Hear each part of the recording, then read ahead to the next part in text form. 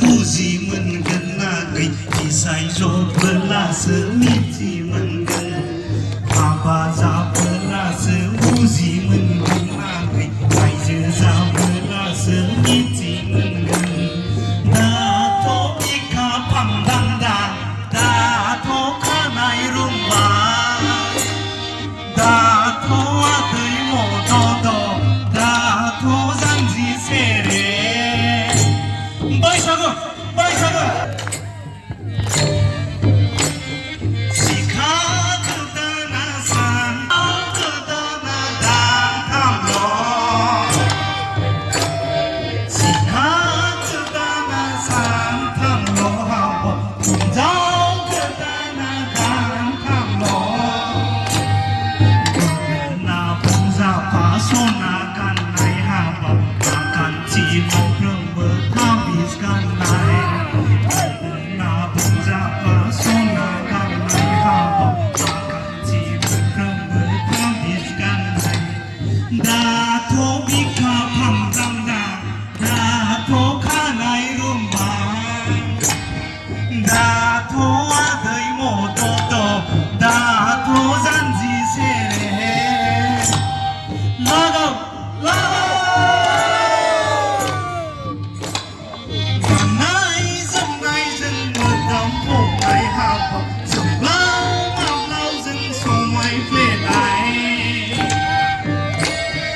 गाननाय जोमनायजों मोदोम फबनाय हाबा जोंब्लाव माब्लाव जों समायफ्लेनाय गथ' सासेयावनो खानाय गुनाय हाबा संसार जाजेननायाव हारा गनाय गथ' सासेयावनो खानाय गुनाय हाबा संसार जाजेननायाव हारा गनाय दाथ' बिखा फांदांदा दाथ' आदै मदद दाथ' जानजि सेरे दाथ' खानाय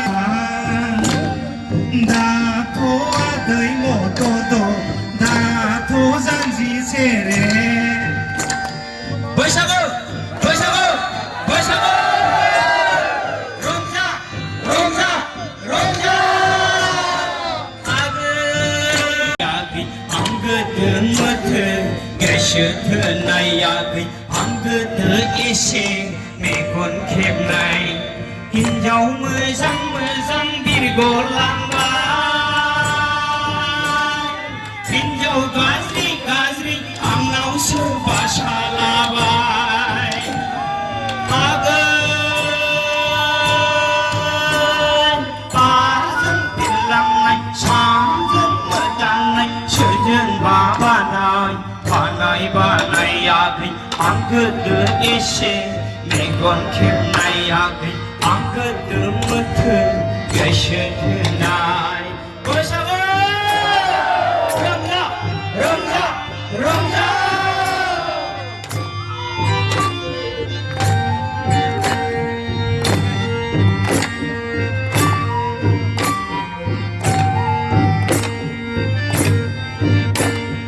दिनै खारसनहां गाबोन खारसनहां बैसाग अखाफोरा बारग'लांसै दिनै खारसनहां गाबोन खारसनहां बैसाग अखाफोरा बारग'लांसै अ बारग'लांसै बारग'लांसै आगै जोंनि गामिनि लाइफ गुरैहाय लोलो नायनो मोजां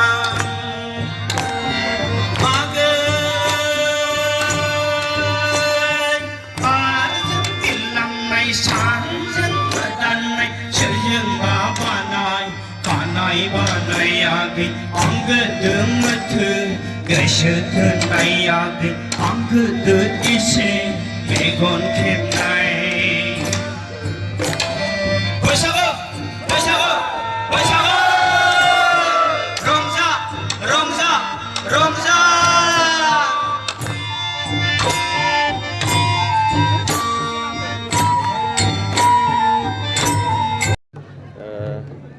हाबाफारिखौ मावफुंगासिनो दं?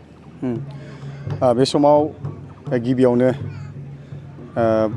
बड'लेण्ड रादाब बुथुमगिरिनिसिम आङो गोदान रंजालि बैसागु फोरबोनि गाहाम हामलायनायखौ बावहरग्रोबाय।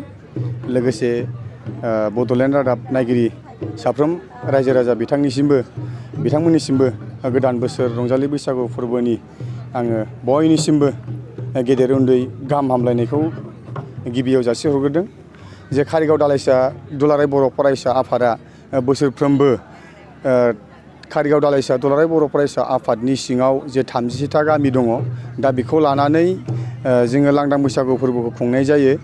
थिग बेबादिनो देग्लाय बैसाग दाननि 3 अक्ट' एप्रिलनि 17 अक्ट'खालि दिनै कारिगाव दालाइसा दुलाराय बर' फरायसा आफादाबो 19थि लांदां बैसागु फोरबो फालिनाय जादों। बे फालिनायखौ जोङो जे बर'नि मोनसे गोथार बे बैसागु फोरबोखौ जोङो बेवहाय 37था गामिखौ लानानै गेदेर उन्दै बोराय बेन्थ'खौ लानानै जोङो गिदिरफोरखौ मान बावनानै उन्दैफोरखौ जोङो अननाय होनानै दिनैनि बे रंजालि बैसागु फोरबोखौ जोङो फालिनाय जादों। मा हाबाफारि लाबोनाय? दा बे हाबाफारि बायदि दङ जोंहा बेवहाय 37था गामिखौ लानानै मोनसे मोसानाय बादायलायनाय बे हाबाफारिखौ लानाय जादों। आरो बेवहाय जोंना दिनैनि बे हाबाफारिखौ बेखेवगिरि महरै बाहागो लाफैदों मान हामलायथि बावनो थाखाय। बे हामलायथिखौ बावजेनगिरि हिसाबै जोंना मिरु दुलाराय बर' फरायसा आफादनि लोगो थुनलाइ नेहाथारि मानगोनां सार डक्टर सि बिसन नार्जारि बिथाङा बाहागो लाफैदों। लोगोसे दिनैनि हामलायथि बावनायजों लोगोसे जे बैसागु फोरबोखौ जे बेखेवनानै होनो थाखाय बाहागो लाफैनो हादों क'क्राझार जिल्ला दुलाराय बर' फरायसा आफादनि गाहाय नेहाथारि मानगोनां सार राथिया बसुमतारी बिथाङाबो दिनैनि बे फोरबोखौ मोसानाय फोरबोखौ मेथाइ खननानै बिथाङा बेखेवजेनगोन। दा बेनि थाखाय आङो बाहागो लाफैनो हानाय मिरु दुलाराय बर' फरायसा आफादजों लोगोसे क'क्राझार जिल्ला दुलाराय बर' फरायसा आफादनि गाहाय नेहाथारि सारमोननिसिम गोदान बोसोरनि गाहाम हामलायथिखौ आङो बावहरग्रोदों। दा बेवहाय जोङो जोंनि बर' हारिनि जे माखासे दोरोङारि जे गाननाय जोमनाय दामनाय देनाय जे खाम सिफुं जथा सेरजा गंगोना बेफोरखौ लानानै जोङो मोनसे मोजांथारै हाबाफारि जोङो खुंनाय जागोन। गिबियावनो आं रायजो राजाफोरनिसिम खुलुमनाय जासिग्रोदों। दिनै कारिगाव दालाइसा दुलाराय बर' फरायसा आफादनि बानजायनायाव खुंगा 19थि लांदां बैसागु फोरबो फालिनाया दिनै जागायबाय। दिनै 1432 बांलानि 3 बैसागआव बोसोरफ्रोमबो बिथांमोनहा ओनसोलनि कारिगाव दालाइसा दुलाराय बर' फरायसा आफादनि सिङाव थानाय गं 37था गामिनि रायजो राजाफोरजों मोनसे गेवलां लांदां बैसागुखौ खुंबाय थानाय जायो। देग्लायबो 19थि लांदां बैसागु फोरबो फालिनाया दिनै जाबाय। बेयाव गामिनि गासै रायजो राजाफोरजों लोगोसे ओनसोलनि इन्टेलेक्सुयेलफोरखौ हांख्रायनानै बिथांमोनहा बैसागु फोरबोखौ खुंफुंनाय जादों। बैसागु फोरबो खुंनायाव आफादनि फिरफिला बिरहोनायजों लोगोसे गोजोननि थाखाय मोनसे फिरफिला बिरहोनाय जादों। लोगोसे ओनसोलनि सिङाव थानाय साफ्रोम गेदेरसिन सुबुंफोरखौ बैसागुनि मुङाव आर'नाइ होनानै साफ्रोम गेदेरसिन सुबुंफोरखौ मान होनाय जादों, खुलुमनाय जादों। उन्दैफोरनो गेदेरसिनफोरना अनसायनाय होदों। दा बेजों लोगोसे दुलाराय बर' फरायसा आफादनि जेनाखि बेबायदि मोनसे हाबाफारि बेयो कारिगाव दालाइसा दुलाराय बर' फरायसा आफादनि सिङाव खुंजाबाय थादों।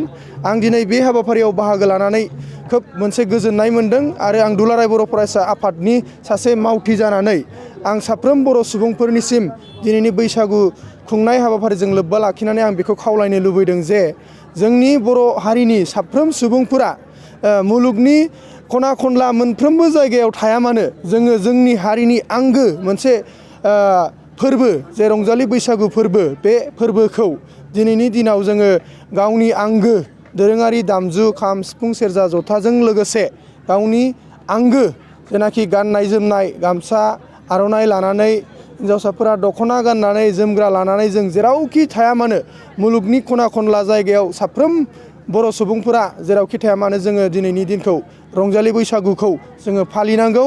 जोङो बोसोरसे मानि जोङो सिगाङाव गावजों गाव एना एनि गोरोन्थि बुजिलायनाय दाय दसफोर दङब्लाबो जोङो बेफोरखौ बावगारनानै दिनै गोदान बोसोर जे रंजालि बैसागुनि गेजेरजों जोङो ज' अनलायनानै खौसेयै जोङो गावनि जिउखौ दैदेननांगौ। बेखिनिखौ आङो खावलायो।